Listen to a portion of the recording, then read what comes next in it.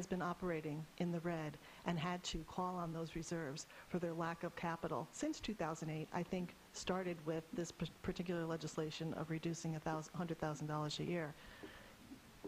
Through you, Madam Chair, to Representative Fawcett. Go ahead, Representative Hoydick. That was my question. Are you aware through the DPUC filing, Representative Fawcett? What I'm aware of is I'm happy to have this conversation with you, but I'm aware that they have an incredible income, that their executive director is paid more than twice any other executive director is paid in the state for the same job. Fact. Soundview's executive director does not earn double the salary than that of all other nonprofit public access TV executive directors in Connecticut. Fact.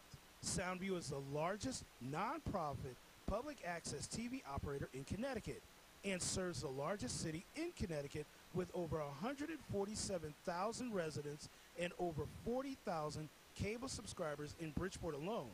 The executive director's duties are not the same as those in other public access TV centers in Connecticut.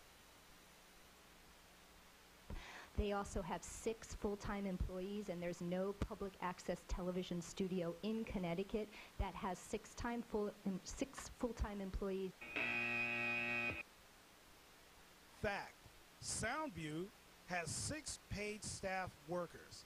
CTV New Haven has 10 paid staff workers. Nutmeg TV has 13 paid staff workers. And an executive director that's paid a salary over $100,000 a year. Fact.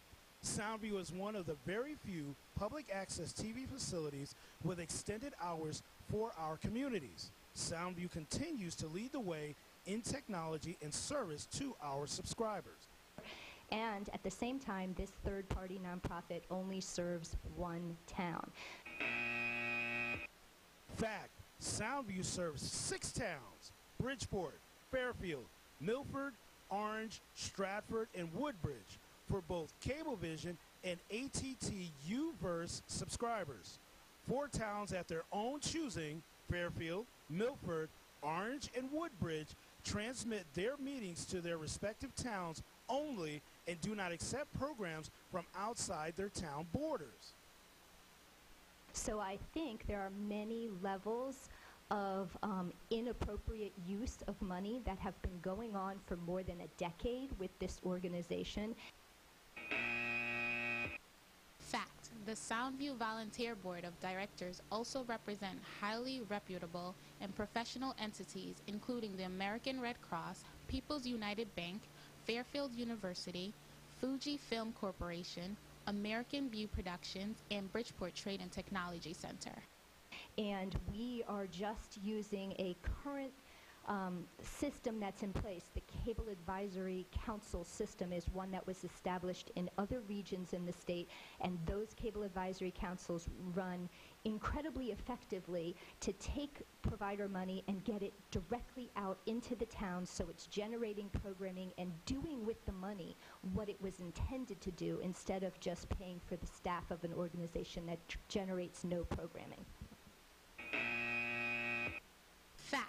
The DPUC conducted an investigation into Soundview in 2008 and found no wrongdoing. As a matter of fact, the DPUC renewed Soundview's franchise. Fact. Soundview produces limited programming. Soundview telecasts all programming provided to it from all of the 6 municipalities it serves, and additionally, programming from outside of its 6-town franchise area. That is the primary mission of public access TV organizations in Connecticut.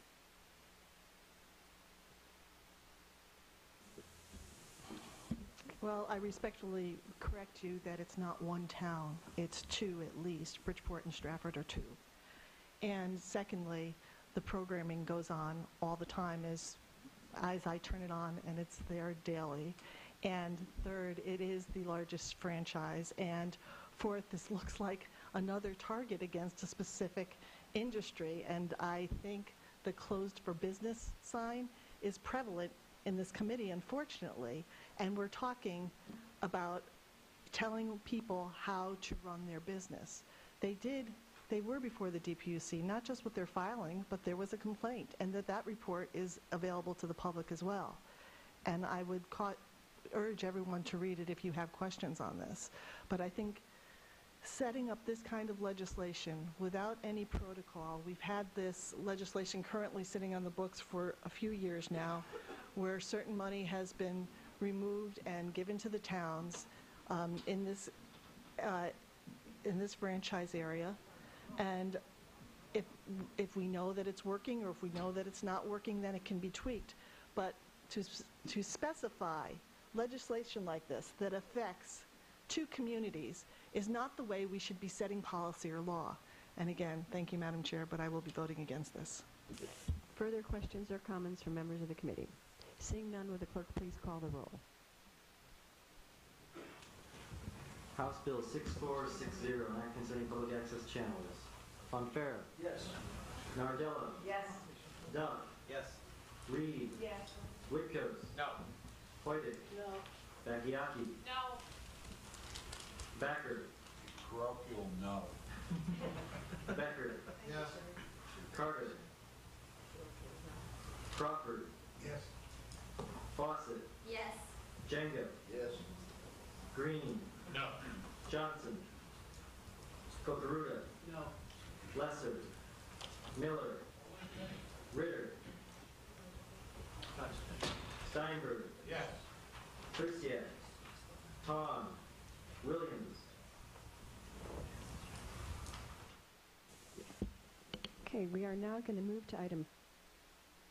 Representative Kim Fawcett, didn't she take an oath to uphold the Constitution? What else is she lying about? People go to prison for lying to the government. What puts her above the law?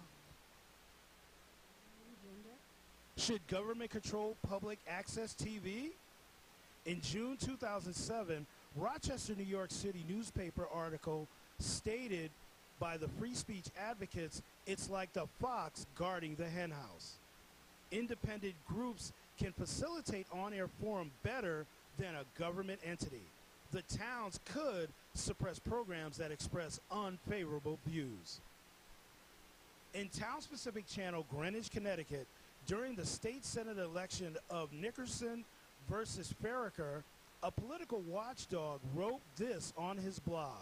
Farrakher, a Democrat, filed a complaint against Republican Nickerson last week with the State Elections Enforcement Commission over the incumbent's appearances on the station.